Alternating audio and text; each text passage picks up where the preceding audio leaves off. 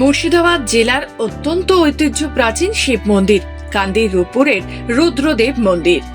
এই মন্দিরে প্রতি বছরই গাজন উৎসবে বিশেষ পুজো পাঠ করা হয় এবং নানান প্রাচীন রীতি রেওয়াজ পালনও করা হয়।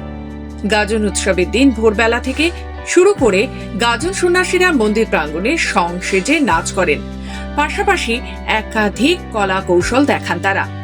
অন্যদিকে গাজন সন্ন্যাসীরা প্রতি বছরই মানুষের মাথার খুলি নিয়ে বিশেষ নৃত্য প্রদর্শন করে থাকেন।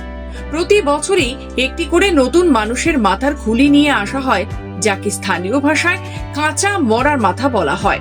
পরবর্তীকালে দেবাদিদেব মহাদেব অর্থাৎ রুদ্রদেবকে রুদ্রপুরের রুদ্রদেব মন্দির থেকে পালকিতে করে আজকের দিনে হোম যজ্ঞ করার জন্য কানাময়ূরাক্ষী নদীর তীরে অবস্থিত কান্দির হোমতলায় নিয়ে যাওয়া হয়। সেখানে এক রাত্রি রুদ্রদেব থাকেন।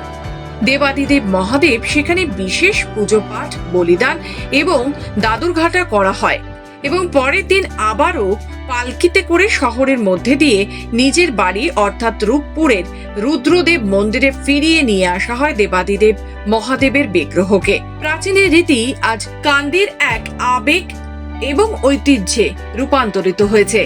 পাশাপাশি মানুষের মাথার খুলি নাচানো দেখবার জন্য আজ সকালেই মন্দির প্রাঙ্গণে ভিড় জমিয়েছেন অগণিত সাধারণ মানুষ। আমাদের দাদুরা নাচাচ্ছে, তারা কত বছর আমাদের দাদুরা আমল থেকে হয়ে আসছে। আচ্ছা, এই মাথা নাচানোর রীতি রেওয়াজ কি আছে? এটা আমাদের ওই ভক্তরা আছে, এটা দীর্ঘদিন ধরে চলে আসছে এই নীতি।